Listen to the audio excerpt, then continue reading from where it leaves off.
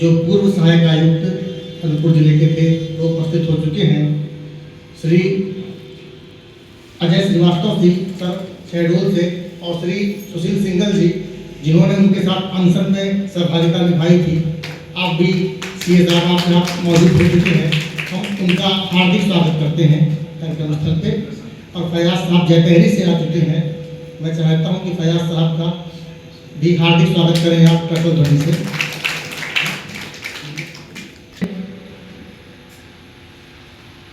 विचार और बल्कि महत्वपूर्ण विचार और संस्मरण के तौर पे अपने विचार रखें जो हम चाहते थे कि आपके सामने आते हैं।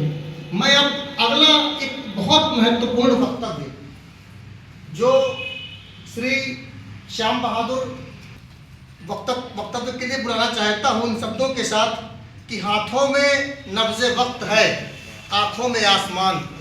हाथों में नब्ज़े वक्त है, आँखों में आसमान, लेकिन पाँव से लिपटी हुई ज़मीन और मेरी कलंदरी मेरे बच्चों में आ गई। मेरी कलंदरी मेरे बच्चों में ज़्यादा समाज का उनके ऊपर हक है, ये बहुत जरूरी चीज़ है। और उन्होंने वक्त भी दोनों को बराबर दिया, जितना परिवार को दिया, शायद समाज को थोड़ा ज़्यादा दिया, हम लोग की शिकायतें भी होती थी, लेकिन परिवार को भी उन्होंने वक्त दिया।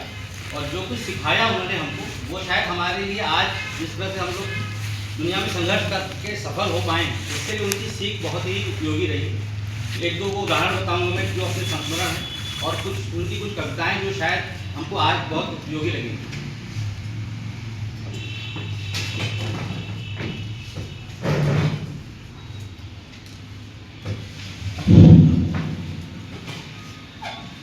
सबसे पहले तो ये कि जब हम लोग बचपन में बनारस में रहते थे और पिताजी उस वक्त सब सेवा संघ में थे और बहुत बढ़िया कैंपस में रहते थे। बनारस में हम लोग पढ़ते भी थे, मैं भी और हमारे बड़े भाई साहब। और यह वक्त था 1977 का, जब जेपी आंदोलन के बाद इमरजेंसी लगी और फिर दोबारा चुनाव हुआ, नई सरकार आ गई। तो हम लोग को ये उम्मीद थी कि पापा ने उस आंदोलन में काफ़ी अच्छे से भागीदारी की है, तो शायद वो राजनीति में कुछ और करना चाहेंगे। लेकिन उल्टा ही हो गया।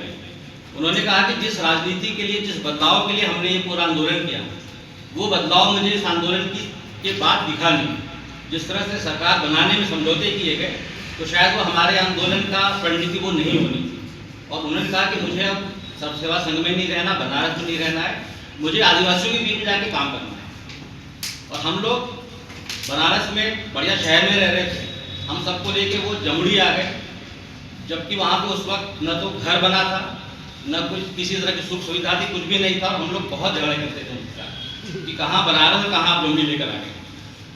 और जिस तरह से हम लोगों को उन्होंने रखा और जिस तरह का हमने संघर्ष किया, मतलब हमने घर भी खुद ही बनाया, मिट्टी और बांस और बेशरम से वो घर बनाए, हमने साथ में रहे। फिर हम लोगों ने खेत में मजदूरों की तरह ही काम किया, मतलब उन्होंने हमसे बकायदा 6-6 घंटे भी काम कराया कि काम करोगे तो ज़िंदगी में आगे बढ़ोगे, और काम करोगे तो जो खाते हो उसकी कीमत समझ में आएगी।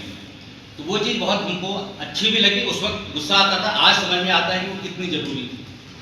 मुझे याद है कि 8वीं में हमारे सब दोस्तों के पास टेलीफोन हुआ करते थे, रेडियो बड़े वाले। तो मैंने उनसे डिमांड की कि मुझे भी एक रेडियो चाहिए, कम से कम कुछ विविध भारती सुनेंगे, समाचार वगैरह सुनेंगे। तो उन्होंने कहा कि नहीं, ऐसे रेडियो नहीं मिलेगा, उसके लिए तुमको कुछ काम करना पड़ेगा। मैंने कहा क्या काम करना पड़ेगा? तो गर्मी का मौसम था, मार्च में उन्होंने कहा कि एक पूरा खेत तुमको दे रहा हूँ, इसमें बैंगन लगाओ, उससे जो भी उपज होगी, उसकी जो कमाई होगी, उसकी लागत निकाल की जो कमाई होगी, इससे तुम रेडियो खरीद सकते हो। तो पूरे 3 महीने मैंने जम के मेहनत की और 650 रुपये का मर्फी का रेडियो मैंने अपनी मेहनत से खरीदा 8 महीने। आज हम अपने बच्चों को जो चीज़ें देते हैं वो शायद फ्री की होती हैं, उनकी कीमत उनको समझ नहीं आती, लेकिन हमको वो कीमत समझ आती थी। और वो रेडियो मैंने कम से कम 8 साल तक यूज़ किया। और जब मैं दिल्ली चला गया नौकरी करने, तो रेडियो साथ में लेके गया, और वहाँ पे जो हमारे साथ का एक कॉलीग था, उसको मैंने गिफ्ट दिया कि तुम रेडियो ले लो, ये मेरी मेहनत की कमाई है, तुम्हारे भी काम आएगी। तो वो चीज़ें हमने बहुत सीखी उनके साथ। आज के लिए उनकी एक कविता है जो उन्होंने शायद आज के लिए लिखी थी, जो कि हम उनकी पुण्यतिथि मना रहे हैं। तो इस तरह के लोगों की जब पुण्यतिथि मनाते हैं तो उसमें क्या उनकी अहमियत है, शायद उस चीज़ को वो बताना चाह रहे थे। बहुत छोटी सी कविता है। सिद्धांत कैद नहीं होते, सिद्धांत कैद नहीं होते जयंतियों और पुण्यतिथियों में। सिद्धांत कैद नहीं होते जयंतियों और पुण्यतिथियों में, स्मारकों और मूर्तियों में, सिद्धांतकारों की उक्तियों में। वे तो इनके बाहर, इनसे मुक्त चलते रहते हैं संपूर्ण परिवेश के साथ, हर दिन, हर पल, हर क्षण। वे प्रभावित करते हैं परिवेशों को तो होते भी हैं उनसे। अपनी प्रासंगिकता के लिए तुलते रहते हैं हर दिन, हर पल, हर क्षण। वे ठहर नहीं जाते सिद्धांतकारों की मृत्यु तक। वे ठहर नहीं जाते सिद्धांतकारों की मृत्यु तक मिले हुए सत्य के साथ, बल्कि आगे बढ़ते रहते हैं नए सत्य की खोज में हर दिन, हर पल, हर क्षण। मुझे लगता है कि जिस तरह के सिद्धांतों पे वे जिंदा रहे, जब तक वे जिंदा रहे तब तक उन्होंने जिन सिद्धांतों को माना, शायद उनके लिए ज़्यादा अच्छी श्रद्धांजलि होगी। उनकी कुछ कविताएं सुना सकते हैं? उन्होंने जो कविताएं लिखी थी उस पर उन्होंने ही 4 लाइनें लिखी थी अपनी कि मेरी कविताएं किनके लिए, शायद वो ज़्यादा सामयिक होगा। उन्होंने लिखा था कि समर्पित हैं मेरी कविताएं उन करोड़ों अनपढ़ों को, समर्पित हैं मेरी कविताएं उन करोड़ों अनपढ़ों को जो इन्हें पढ़ नहीं पाएंगे, लेकिन गढ़ पाएंगे एक नया समाज जहां वे खुद या आने वाली पीढ़ियां इन्हें पढ़ सकें। समर्पित हैं मेरी कविताएं उन थोड़े से पढ़े लिखे पागलों को जो व्यवस्था की धार में बिना बहे उसे उस ओर मोड़ने में लगे हैं जहां वे अनपढ़ों के साथ एक नया समाज गढ़ सकें। ये उनकी कविताओं के बारे में समझ थी। और उनकी एक कविता थी जो काफ़ी पॉपुलर थी, और ये कविता उन्होंने लिखी थी आपातकाल के समय। जो सारी लड़ाई होती है वो कुर्सी पे होती है, और कुर्सी पे ही पूरा आंदोलन जो है उन्होंने उसी वक्त लिखा था, ऐसी कुर्सी का अभिनंदन जिसके लिए गांव से दिल्ली तक है इतनी आपाधापी, नैतिकता का चोंगा पहन घूम रहे हैं कितने पापी, जिसको देखो वही अपनी इस कुर्सी पर आंख गड़ाए, डूबे देश की जनता डूबे कुर्सी नहीं डूबने पाए। कोई टोपी कोई पगड़ी टाई कोई लगाए चंदन, जिस पर बैठ सभी कुछ संभव, ऐसी कुर्सी का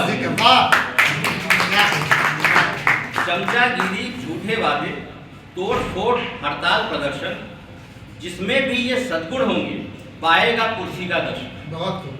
जिस जहां बैठ सुविचार डूबते पड़ता है विवेक पर पाला, आता है चरित्र घर मातम संयम के घर सदा दिवाला, जहां सांड साधु कहलाते क्या बात है, क्या बात गधे चल जाते नंदनवन, बहुत जिस पर बैठ सभी कुछ संभव, ऐसी कुर्सी का वाह।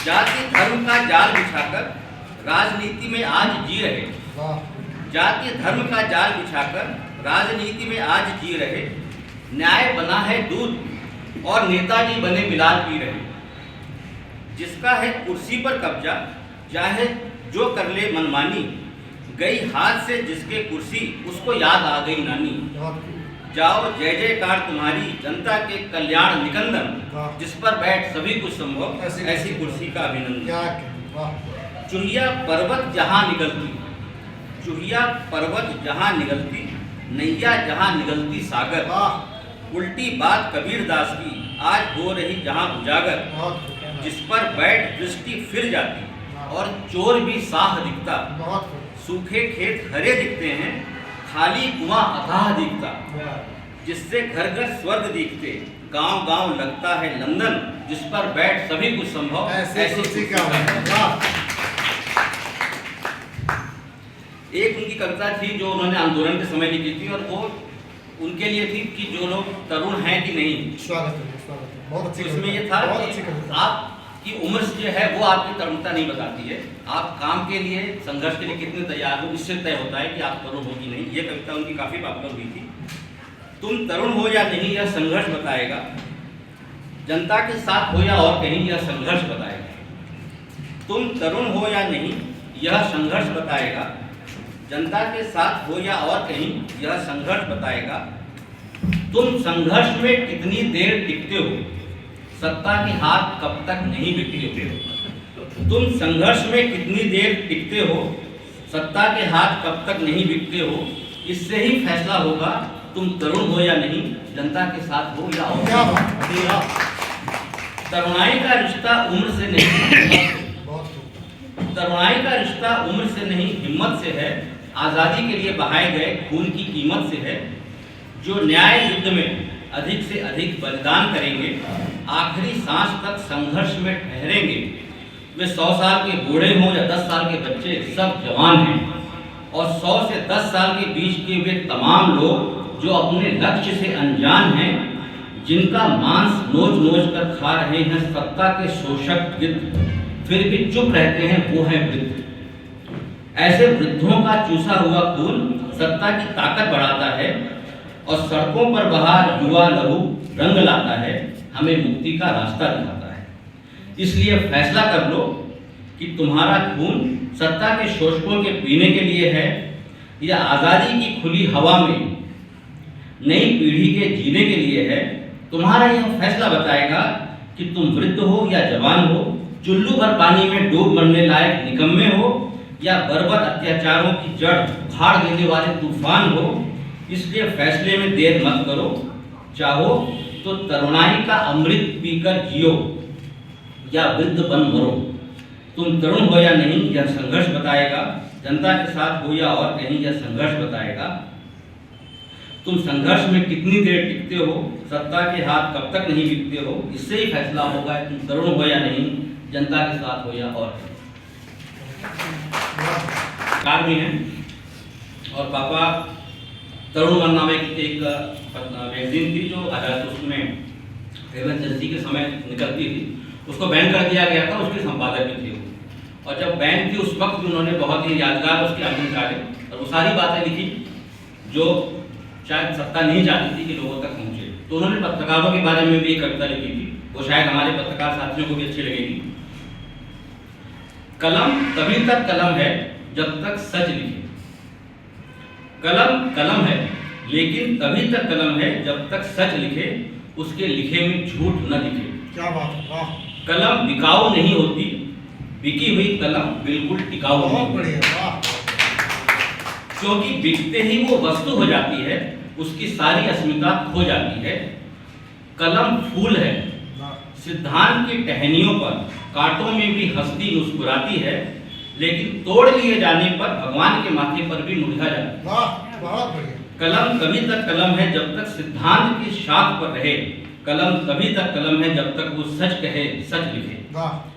कलम अंकुर की तरह कोमल है, नितांत कोमल, लेकिन पत्थर का सीना चीर कर भी उगाती है।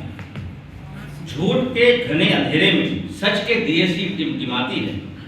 कलम रोशनी है दिए की, बिकते ही बुझ जाती है। बहुत बढ़िया, बहुत बढ़िया। कलम कभी किसी को नहीं छलती, कलम कभी लीक पर नहीं चलती, ईर्ष्या से नहीं जलती, इसलिए हार कर भी हाथ नहीं बढ़ती। कलम न डरती है न डराती है, किसी पर धौंस नहीं जमाती है, वो ब्लैकमेल नहीं करती। सच की खातिर टूट जाए फिर भी नहीं मरती, लेकिन वो बिकाऊ हाथों में अपार कष्ट सहती है, मुक्ति के लिए छटपटाती है। उन हाथों से अपने हर लिखे पर शर्माती है, क्योंकि वो वस्तु नहीं बनना चाहती, किसी भी दाम पर बिकना नहीं चाहती। क्योंकि कलम कलम है लेकिन तभी तक कलम है जब तक सच लिखे, उसके लिखे में झूठ न लिखे। ये उनकी कुछ खास कविताएं थी।